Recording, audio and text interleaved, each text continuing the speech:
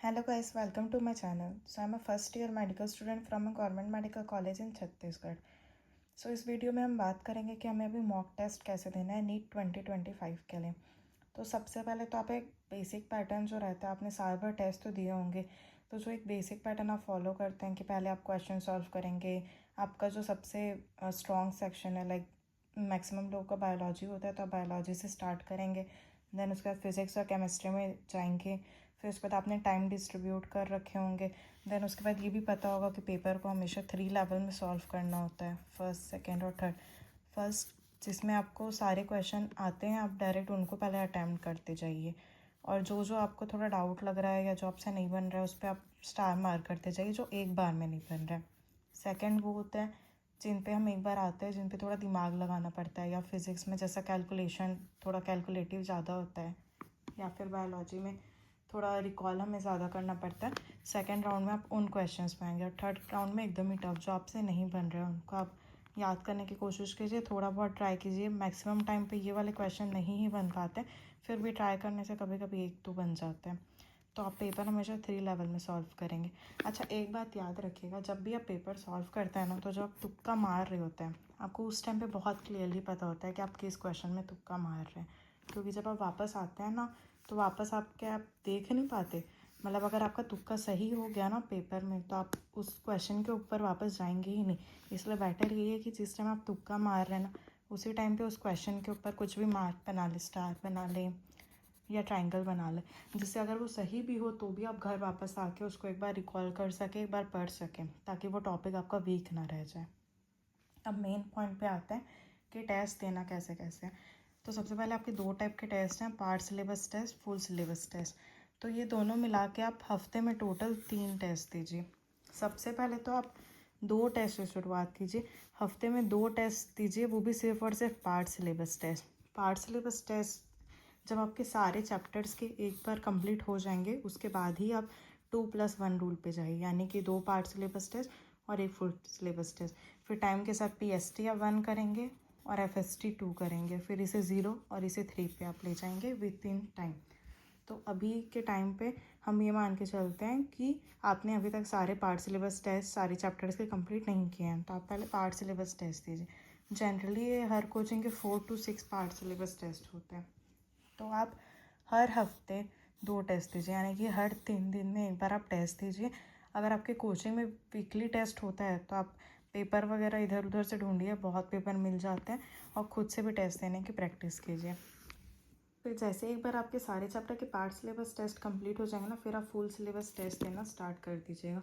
तो part syllabus test अभी के टाइम पे मैं ये मान के चल रही हूँ कि 4 to 6 आपको देने पड़ेंगे, जिससे आपका पूरा का पूरा सिलेबस एक बार कवर हो जाए, एक बार रिविजन भी हो जाए. अब सबसे पहले बात, आप जब टेस्ट के लिए पढ़ेंगे तो कैसे पढ़ेंगे, आप डेली टारगेट के बेसिस पे पढ़िएगा. और ये चीज़ दिमाग में रखिए, जब तक टारगेट पूरा नहीं होगा तब तक सोना नहीं है. ये चीज़ एकदम दिमाग में रखिए कि टारगेट कंप्लीट करने के बाद ही सोना. अब हम ये मानते हैं कि सपोज़ आपके 6 PST लग रहे हैं आपके सिलेबस को एक बार कंप्लीट करने के लिए. तो उस हिसाब से आपके फिज़िक्स में एवरेज 5 चैप्टर्स आने चाहिए, केमिस्ट्री में 4 चैप्टर्स आने चाहिए, बायो में 7 चैप्टर्स आने चाहिए.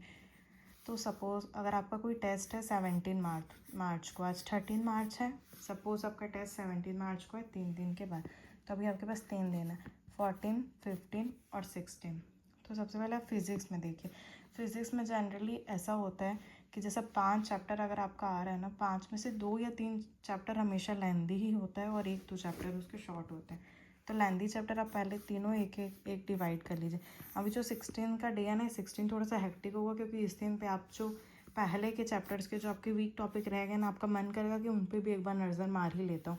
तो इसलिए आप इस दिन के लिए बस एक लेंथी चैप्टर रखिए और बाकी दोनों दिन के लिए एक एक शॉर्ट.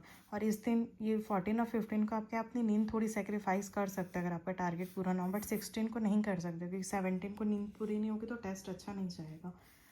तो आप फिज़िक्स में डेली एक एक लेंथी चैप्टर करिए, और 14 और 15 को एक एक्स्ट्रा जो आपका शॉर्ट चैप्टर होगा उसे कीजिए. केमिस्ट्री में सपोज़ आपके 4 चैप्टर आ रहे हैं, तो आप फर्स्ट डे लेंथी कीजिए, सेकेंड डे लेंथी कीजिए, थर्ड डे आप दोनों शॉर्ट चैप्टर करिए. तो इससे आपको ये भी फील होगा कि आज के दिन आपने बहुत पढ़ लिया, दिन बहुत प्रोडक्टिव रहा.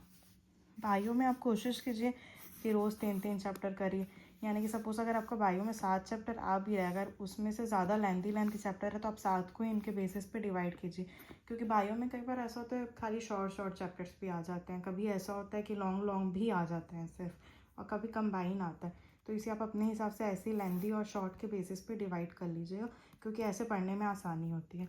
फिर उसके बाद आप जाइएगा बढ़िया से अपना टेस्ट दे के आइएगा फुल फोकस के साथ। उसके बाद मेन चीज़ पे आते हैं जो कि है एनालिसिस। टेस्ट देना तो ठीक है, बट आपका मेन काम है उससे एनालिसिस करना। तो एनालिसिस आप कब करेंगे? आपने 17 को आप टेस्ट दे के आए, उसके बाद आपका पूरा दिन जो है सिर्फ उस टेस्ट के पीछे ही जाएगा। यानी कि आपने टेस्ट दिया, सपोज़ हम मानते हैं कि आपने 2 to 5 का ही टेस्ट दिया, क्योंकि जनरली आपका एग्ज़ाम उसी टाइम पे होगा, तो कोचिंग वाले टेस्ट भी उसी टाइम पे ही रखते हैं। और अगर आप जो भी खुद से जो टेस्ट देंगे ना, आप उसे आप 2 to 5 के बीच में ही दीजिएगा, वो MR सीट के साथ।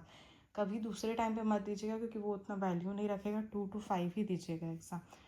अब इसके बाद आप एग्ज़ाम दे के आएंगे 5-5:30 तक आप रिटर्न आएंगे सपोज़, तो उसके बाद 5 to 7 आप 2 घंटे आराम कीजिए, खाइए पिए, थोड़ा सा चिल कीजिए, माइंड रिलैक्स करिए, थोड़ा सो लीजिए। फिर उसके बाद 7 से 8 आप सबसे पहले तो पेपर चेक कीजिए, आपने कितने गलत किए, कितने इनकरेक्ट किए। जो भी आपका स्कोर है उसे आप काउंट कर लीजिए, आंसर की से मैच कर लीजिए। फिर उसके बाद जब आप मेन एनालिसिस पे आएंगे तो अब देखिए, अब 8 के बाद आपके पास आपका पूरा रात बचा हुआ है। अब रात में आप क्या करेंगे? जितने भी आपने इनकरेक्ट किया, जो आपने तुक्का किया है, जो आप एग्ज़ाम हॉल से ही पेपर में सिंबल बना के ला रहे हैं, अगर सपोज़ एग्ज़ाम हॉल में टाइम नहीं बचा, आप सिंबल नहीं बना पाए, तो प्लीज़ आप जब पेपर एनालिसिस करेंगे ना, तो उस टाइम पे सिर्फ इनकरेक्ट मत मार्क कीजिएगा। जो तुक्का आपने मारा था, जो सही हो गया, उसे भी प्लीज़ मार्क कीजिएगा, क्योंकि बहुत कम चांसेस है कि वो आप एग्ज़ाम में भी सही करके आओगे। वो टॉपिक वीक रह जाएगा आपका, इसलिए प्लीज़ आप उसे भी ध्यान से मार्क कर लीजिएगा एक एक क्वेश्चन पढ़ के। उसके बाद आप आए, फिर उसके बाद सबसे पहले बायोलॉजी के एनालिसिस पे आते हैं। तो बायो के एनालिसिस पे सबसे पहले तो आप देखेंगे कि कौन कौन सा क्वेश्चन आपने गलत किया, किस चैप्टर का क्वेश्चन आपने ज़्यादा गलत किया। अगर टेस्ट में 7 चैप्टर आए तो 7 में से सबसे ज़्यादा किस चैप्टर का क्वेश्चन गलत हुआ है, और जिस चैप्टर का क्वेश्चन सबसे ज़्यादा गलत हुआ होगा ना, वो पूरे चैप्टर को एक बार रीड कीजिएगा। और बाकी जो चैप्टर्स बचे हुए हैं उसमें से जिस जिस टॉपिक का क्वेश्चन आपने गलत किया, सपोज़ आपने रिप्रोडक्टिव हेल्थ आया था आपका एग्ज़ाम में, और रिप्रोडक्टिव हेल्थ में आपने कॉन्ट्रासेप्टिव डिवाइसेस के क्वेश्चन गलत कर दिए, तो आप कॉन्ट्रासेप्टिव डिवाइसेस वाला ही पैराग्राफ पूरा एक बार रिवाइज कर लीजिए। और कोई एक चैप्टर जो कि आपका जिसमें से आपके सबसे ज़्यादा क्वेश्चन गलत हैं, उसे अच्छे से रिवाइज कर लीजिए। फिज़िक्स पे आएंगे तो फिज़िक्स, केमिस्ट्री, इनके लिए आपको मिस्टेक नोटबुक बनानी है। तो सबसे पहले वो क्वेश्चन और वो टॉपिक आप अपनी मिस्टेक नोटबुक में ऐड करते जाइए। फिर फिज़िक्स का जो भी टॉपिक गलत हुआ होगा, उसको आपकी जो मेन लॉन्ग नोटबुक है थ्योरी वाली, उससे एक बार उस टॉपिक को आप रिवाइज़ कर लीजिए, और PYQ में उस टॉपिक के क्वेश्चन लगा लीजिए। सपोज़ इलेक्ट्रिक करंट है, तो इलेक्ट्रिक करंट में आपने पोटेंशियोमीटर के क्वेश्चन, वैसे तो पोटेंशियोमीटर हट चुका है सिलेबस से, बट हम एग्जांपल के लिए ले रहे हैं, तो पोटेंशियोमीटर के क्वेश्चन आपने गलत कर दिए। तो अब आप पोटेंशियोमीटर का जो टॉपिक है उसको एक बार आप अपने लॉन्ग नोट से रिवाइज़ कर लीजिए, जो आपके क्लास नोट्स थे जो आपने लेक्चर के टाइम में बनाए थे, और उसके जितने PYQ हैं 8, 10, 20 जो भी PYQ हैं, उनको एक बार प्रैक्टिस कर लीजिए, तो ये टॉपिक एकदम आपका स्ट्रांग हो जाएगा। तो फिज़िक्स में आप ऐसा ही कीजिए। और सेम रूल आपके केमिस्ट्री में मेन फिज़िकल केमिस्ट्री के लिए भी सेम रूल ही लगता है। आइए टॉपिक पढ़िए और क्वेश्चन सॉल्व कर लीजिए PYQ के, इसी से आपका टॉपिक बहुत स्ट्रांग हो जाएगा। ऑर्गेनिक और इनऑर्गेनिक में यही होगा कि आप इसे लिख के रखिए मिस्टेक नोटबुक में, और बार बार रिवाइज़ कीजिए, क्योंकि ऑर्गेनिक में ऐसा है कि अगर आपने एक रिएक्शन गलत किया तो वो उसी रिएक्शन का ही पार्ट है, मतलब वो ज़्यादा किसी से इंटरलिंक नहीं है, तो आपको कोई ऐसा पूरा टॉपिक पढ़ना या ऐसा कोई ज़रूरत नहीं पड़ेगी। तो इसलिए ऑर्गेनिक में आपने जो रिएक्शन गलत किया उसी रिएक्शन को नोट कर लीजिए, और ज़्यादा ही है तो आप PYQ के वही क्वेश्चन प्रैक्टिस कर लीजिए। हाँ, उसकी आप थोड़ी सी मैकेनिज़्म देख लीजिए कि वो कैसे कैसे सॉल्व हो रहा है, अगर वो रिएक्शन वाला क्वेश्चन है तो। और इनऑर्गेनिक में अगर वो एक्सेप्शन का क्वेश्चन है तो उसे अच्छे से मार्क कीजिए, क्योंकि एक्सेप्शन के क्वेश्चन बार बार आते हैं एग्ज़ाम में। और उसके अलावा इनऑर्गेनिक का जो भी आपका क्वेश्चन गलत होगा उसे लिख लीजिए, और बार बार उसके ऊपर नज़र मारते रहिएगा। तो यही है आपको कैसे टेस्ट देना है और कैसे पूरा रिवीजन करना है, कैसे आपका एनालिसिस करना है। होप ये वीडियो आपके काम आए। All the very very best for your exam.